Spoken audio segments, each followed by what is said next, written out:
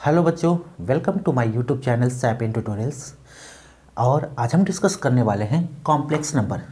तो complex number basically 11th का topic है, ठीक है। साथ में इससे रिलेटेड जेईई से रिलेटेड कुछ क्वेश्चन भी यहाँ से बनते हैं, ठीक है।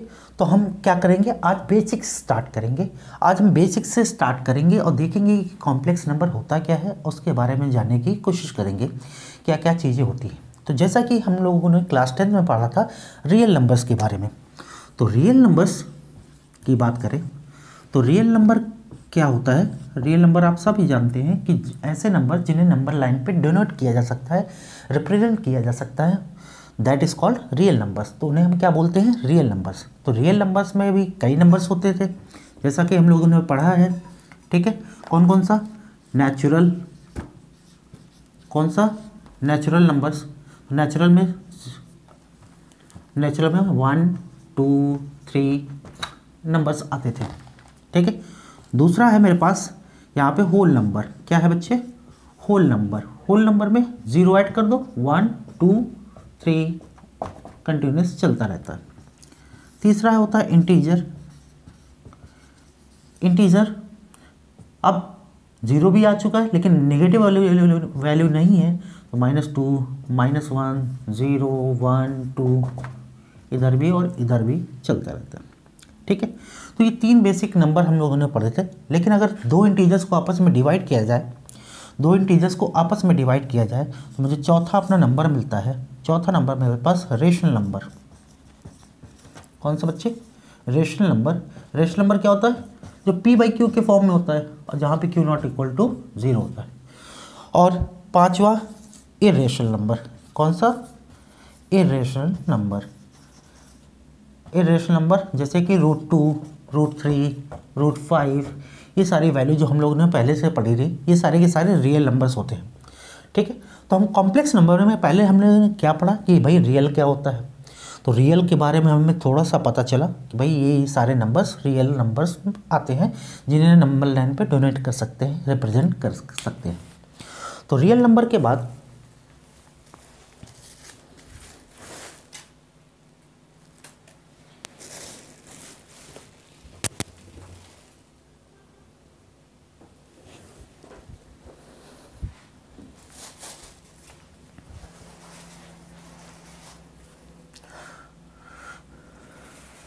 रियल नंबर के बाद हम लोग आ जाते हैं अपने अगले टॉपिक पे।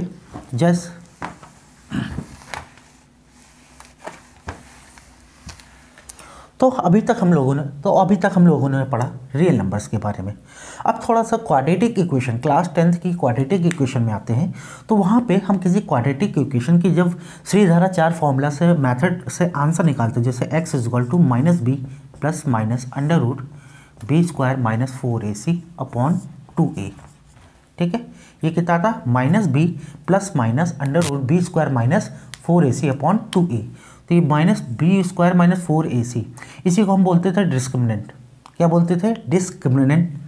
डिस्क्रिमिनेंट अगर <0 होता है तो उसके जो रूट्स होते हैं वो नेगेटिव कैसे होते हैं, डिस्क्रिमिनेंट, यानी किसी की d की वैल्यू अगर ये पूरी वैल्यू नेगेटिव आ जाए, ठीक है, क्योंकि रूट के अंदर है, तो हम क्या बोल देते हैं कि इसके जो रूट्स होंगे वो इमेजिनरी होंगे। तो ये अगर अंडर रूट के अंदर कोई भी वैल्यू आ जाए, अंडर रूट के अंदर कोई भी वैल्यू जो नेगेटिव हो, जो कैसी हो, नेगेटिव हो, तो वो कैसी वैल्यू होती है, इमेजिनरी वैल्यू होती है। कैसी वैल्यू होती है बच्चे, इमेजिनरी वैल्यू होती है। कैसी वैल्यू, इमेजिनरी, ठीक। हमने ये 10th में पढ़ा था। फॉर एग्जांपल एक ले लेते हैं, x² + 5, x² + 5 = 0। सॉल्व करो, x² = -5 और x = ±√-5। तो ये कैसे हो गए, ये कैसी हो गई, हमारे इमेजिनरी वैल्यू होगी। कैसी होगी बच्चे, इमेजिनरी वैल्यूज़ हो गई, ठीक है। तो हमने रियल नंबर पढ़ लिया। अब दूसरा इमेजिनरी नंबर। इमेजिनरी नंबर यानी अंडर रूट के अंदर वो सारी वैल्यू जो नेगेटिव होती हैं वो सारी के सारी क्या हो जाती हैं, इमेजिनरी वैल्यूज़ हो जाती है या इमेजिनरी नंबर्स हो जाते हैं।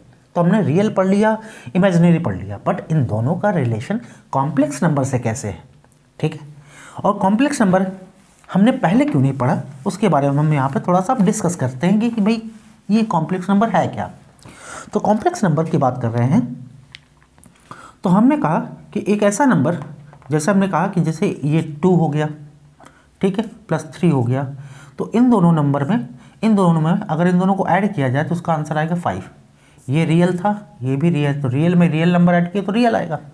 इसी तरह अगर रियल में √-1 ऐड कर दिया जाए तो ये कैसा होगा, ये कैसा होगा। अब देखो ये रियल पार्ट है, ये इमेजिनरी पार्ट है। तो जब भी रियल पार्ट का इमेजिनरी पार्ट के साथ कॉम्बिनेशन कराया जाता है तो हमेशा एक कौन सा नंबर मिलता है, कॉम्प्लेक्स नंबर। क्या मिलता है बच्चे, कॉम्प्लेक्स नंबर। समझ में आया बच्चे।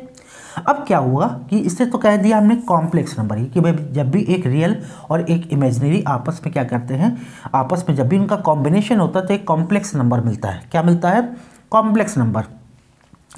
लेकिन जब हम थोड़ा सा हम यहाँ पर देख लेते हैं इमेजिनरी नंबर्स के बारे में, थोड़ा सा इमेजिनरी नंबर जैसे कि √-1 के बारे में बात कर रहे हैं। तो जब 18वीं सेंचुरी, 16वीं सेंचुरी, 17वीं सेंचुरी, 18वीं सेंचुरी में जब तक ये वैल्यू आई तो इसको क्या किया, एक मैथमेटिशियन ने इसे क्या कर दिया, आई से रिप्रेजेंट कर दिया, जिसको बाद में हम लोग ने क्या पढ़ा, आयोटा पढ़ा। क्या पढ़ा बच्चे, आयोटा, जिसे हमने क्या पढ़ते हैं, आयोटा। तो अंडर रूट के अंदर जो भी वैल्यूज अगर -1 है तो उसे आयोटा से रिप्रेजेंट किया जाता है, ठीक है, आई से रिप्रेजेंट किया जाता है। इसी तरह अगर अंडर रूट के अंदर -2 वैल्यू है तो उसे 2 आयोटा से रिप्रेजेंट किया जाता है, जहाँ पे 2 आयोटा एक इमेजिनरी वैल्यू है। कैसी वैल्यू है बच्चे, इमेजिनरी वैल्यू है। √3 आयोटा की 3 की बात करें तो ये 3 आयोटा आ जाएगा, ठीक है। इसी तरह अगर इसको मैं उठा के यहाँ पे लाऊं तो √-1 को मैं लिख सकता हूँ 2 + आयोटा। ये भी क्या होगा, मेरा कॉम्प्लेक्स नंबर है। कैसा बच्चे, कॉम्प्लेक्स नंबर। तो कॉम्प्लेक्स नंबर कौन सा नंबर्स होते हैं, ऐसे नंबर्स, ऐसे सारे नंबर्स जो किस फॉर्म में हो, हमने कहा आयोटा के फॉर्म में, और इसमें एक रियल पार्ट हो और एक क्या होता, इमेजिनरी पार्ट हो। तो हम इसे जनरल ये बोल सकते हैं कि अगर डेफिनेशन की बात की जाए कि कॉम्प्लेक्स नंबर क्या है, तो कॉम्प्लेक्स नंबर की बात करें तो कॉम्प्लेक्स नंबर एक ऐसा नंबर है जिसका जो x + आयोटा y के फॉर्म में होता है। कोई भी नंबर अगर इस फॉर्म में है, तो वो कैसा होगा, complex number. For example 2 + 3 iota, और ले लो -7 + 2 आयोटा। ये सारे के सारे कैसे नंबर है, कॉम्प्लेक्स। क्यों, क्योंकि इसमें ये जो पार्ट है इसे बोलते हैं रियल। क्या बोलते हैं बच्चे, रियल पार्ट। और ये जो वाला पार्ट है इसे बोलते हैं, ये जो 3 है, ये 2 है, ये इसका इमेजिनरी पार्ट है। क्या है बच्चे, इमेजिनरी पार्ट। और जब भी रियल और इमेजिनरी के कॉम्बिनेशन से कोई नंबर बनता है तो उसे बोलते हैं कॉम्प्लेक्स नंबर। आई होप बच्चे समझ में आया होगा। आयोटा हम जान गए, इसे √-1 को हम आयोटा से रिप्रेजेंट करते हैं, ठीक है। और -2 होगा तो 2 आयोटा, √-3 होगा तो 3 आयोटा। समझ में आया बच्चे। तो कॉम्प्लेक्स नंबर हमने ये समझा कि कॉम्प्लेक्स नंबर क्या था, ठीक है। ये बहुत बेसिक चीज़ें हैं कि कॉम्प्लेक्स नंबर के बारे में क्या क्या चीज़ें हम लोगों ने जानी, कि एक रियल पार्ट होता है, एक इमेजिनरी पार्ट होता है। अब उस रियल पार्ट को कैसे रिप्रेजेंट करते हैं, ठीक है। अब हम तो ये जान गया कि x + iy एक कॉम्प्लेक्स नंबर है, बट इसे शो कैसे करें, सिंबल क्या है इसका। तो सिंबल के लिए इसे क्या, z या फिर स्मॉल z से शो करते हैं, ठीक है। क्योंकि हम जानते हैं कि जो z होता है वो इंटीजर का साइन होता है, इसलिए मैंने इस z की जगह ऐसा z बनाया, या स्मॉल z भी आप यूज़ कर सकते हो, ठीक है। तो z = x + iota y, x + iota y से हम रिप्रेजेंट कर सकते हैं। अब थोड़ा सा बात कर लेते हैं हम इस आयोटा के बारे में, ठीक है। आयोटा क्या है, ये हम जानते हैं इमेजिनरी नंबर है। आयोटा की वैल्यू कितनी होती है, √-1। अंडर रूट क्या होता है, -1 आता है, ठीक है। अब अगर इसी का स्क्वायर कर दिया जाए, आयोटा का स्क्वायर, तो ये तो रूट हट जाएगा, तो आंसर आ जाएगा -1। तो याद रखिएगा आप लोग कि आयोटा का स्क्वायर क्या होता है, -1। आयोटा का क्यूब कर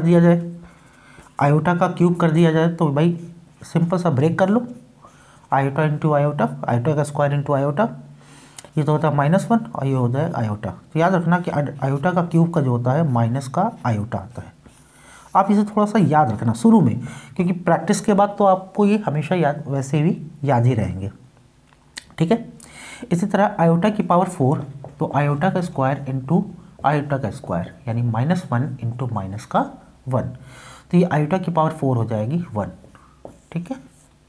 ठीक, इसकी हेल्प से कुछ क्वेश्चंस बनते हैं यहाँ पे, जिनको हम यहाँ पे अब सॉल्व करेंगे।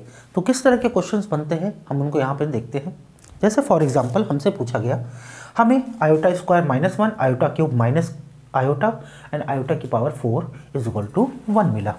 अगर हम बात करें यहाँ पे, अगर हम बात कर रहे हैं यहाँ पे किसकी, हम बात कर रहे हैं, हमें एक क्वेश्चन मिला है find the value of iota की पावर 7।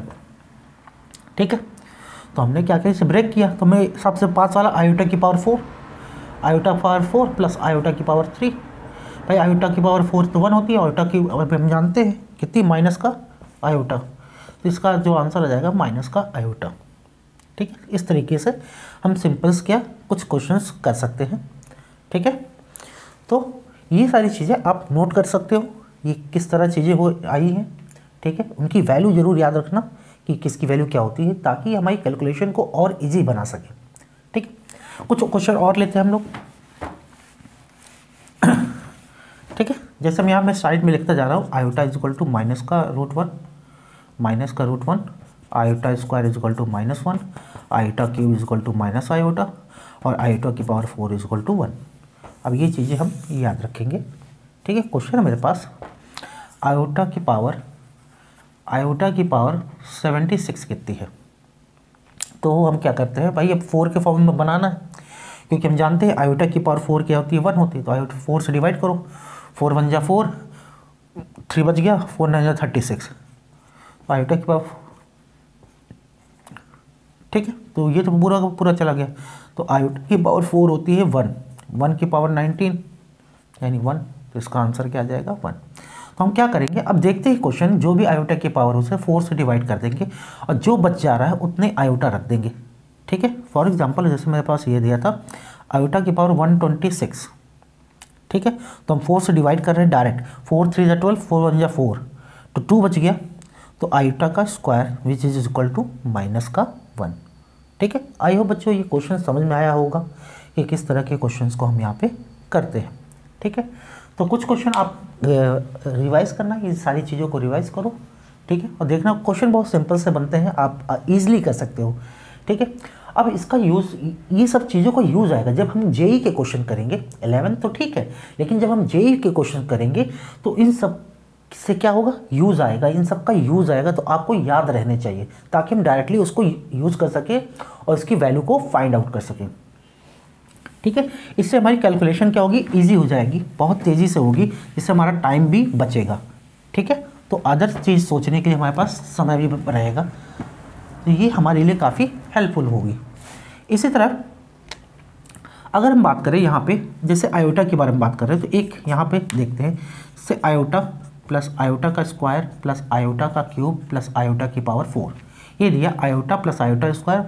चलो वैल्यू रखते हैं, आयोटा की value iota, iota square -1, iota cube minus iota और ये +1। तो हम ये देख रहे हैं कि इसका आंसर कितना आ रहा है, 0 आ रहा है।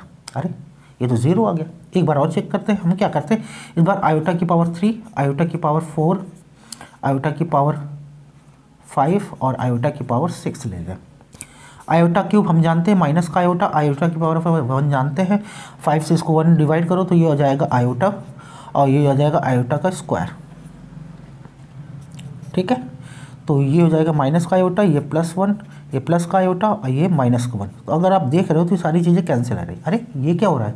ठीक है, तो आप एक चीज़ याद रखना यहाँ पे, जब भी किसी आयोटा की पावर क्या हो देती है, ठीक है, आयोटा की पावर में क्या होती है, लगातार 4 कंसेक्यूटिव नंबर्स आ रहे हैं, जैसे 1 2 3 4, 3 4 5 6, कोई भी 4 कंसेक्यूटिव नंबर्स आ रहा है आयोटा की पावर में और उनका सम किया जाए तो उसका आंसर हमेशा क्या होता है, 0 होता है। क्या होता है बच्चे, 0 होता है। फॉर एग्जांपल मैं यहाँ क्वेश्चन ले रहा हूँ, आयोटा की पावर 126 प्लस आयोटा की पावर 127 प्लस आयोटा की पावर 128 प्लस आयोटा की पावर 129। अगर इन सब का भी सम करोगे तो आंसर कितना आएगा, 0। 4 से डिवाइड कर लो यहाँ पे। ठीक है, चेक कर लेते हैं एक बार क्या आता है। तो आयोटा की 4 से डिवाइड करोगे तो ये बचेगा आयोटा का स्क्वायर, ये आयोटा का क्यूब बचेगा, ये बचेगा आयोटा की पावर 4, ये तो पूरा का पूरा 4 से चला ही जाएगा तो ये 1 बचेगा। ठीक है, और आयोटा की पावर आयोटा बचेगा -1, आयोटा के क्यूब माइनस का आयोटा, +1 और प्लस आयोटा, तो ये देखो सारी चीज़ें क्या होगी, कैंसिल, आंसर कितना मिला बच्चे, 0। ठीक है, इस तरह के हम क्या कर सकते हैं, आयोटा के वाले क्वेश्चन भी हमसे हो जाएंगे। ठीक है, इन सब का यूज़ होना है हमें, इन सब का यूज़ आएगा, इन सब को ध्यान में रखते हुए हमें आगे की चीज़ें सारी पढ़नी है। ठीक है, तो वापस से हम, ये तो आयोटा से रिलेटेड चीज़ें थी, और भी चीज़ें अभी धीरे धीरे सीखेंगे। ठीक है, आज हम बेसिक टर्म्स को ले रहे हैं। ठीक है, ताकि हमें छोटी छोटी चीज़ें समझ में आए और छोटी छोटी चीज़ों को हम प्रैक्टिस कर सकें।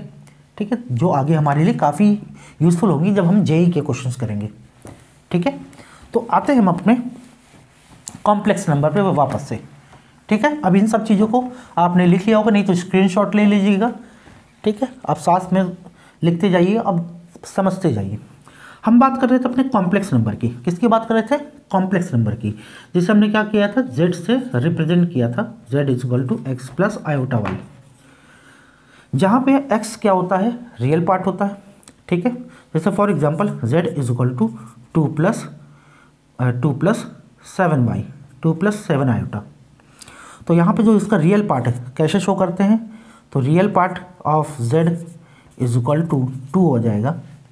ठीक है, और imaginary part of z is equal to कितना जाएगा, 7। ये इसका रियल पार्ट है और ये इसका इमेजिनरी पार्ट है। तो ये इस तरीके से शो होता है। तो मान लीजिए कुछ समय के लिए मान लेते हैं कि मेरे पास एक जो z, एक कॉम्प्लेक्स नंबर z1 दिया है, उसमें आ रहा है माइनस कर, उसमें सिर्फ आ रहा है 2। हमसे बोलो ये कॉम्प्लेक्स नंबर जिसकी वैल्यू 2 है। अरे आप सोचो, क्या कॉम्प्लेक्स नंबर की वैल्यू 2 है जिसमें रियल पार्ट इमेजिनरी तो है ही नहीं, तो कॉम्प्लेक्स कहाँ से बनेगा।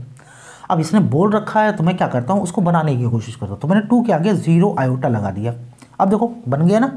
अब ये इसका इमेजिनरी पार्ट है, इसका रियल पार्ट है, समझ में आया।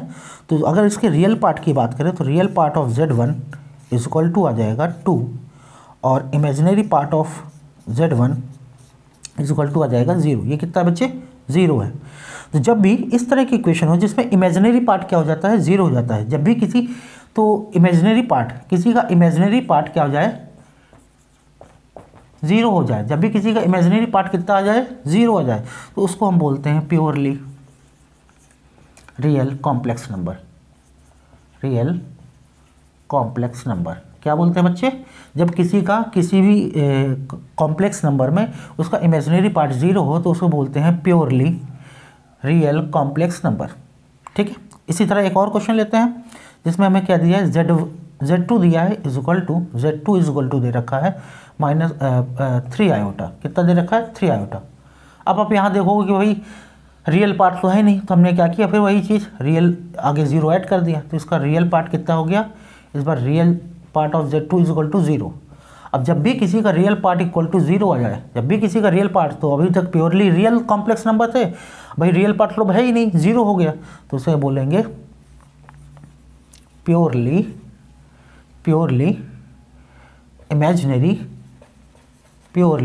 Imaginary complex number. क्या बोलेंगे बच्चे, purely imaginary complex number. Simple सा है भाई, जिसका रियल पार्ट नहीं है तो इमेजिनरी हो जाएगा, और जिसमें रियल पार्ट है, इमेजिनरी पार्ट नहीं हो तो रियल हो जाएगा। ठीक है, तो आई होप बच्चों समझ में आया होगा, बहुत सिंपल चीज़ें थी। ठीक है, इन सब चीज़ों के बारे में क्वेश्चन है। तो जैसे ये 2 चीज़ें याद रखने का, अगर इमेजिनरी पार्ट किसी का 0 हो तो वो प्योरली रियल कॉम्प्लेक्स नंबर बोलते हैं। ठीक है, आई होप बच्चों समझ में आया होगा। चलो इससे रिलेटेड एक क्वेश्चन करते हैं। ठीक है, क्वेश्चन करते समय मज़ा आता है, मज़ा आना चाहिए मैथ्स में। ठीक है,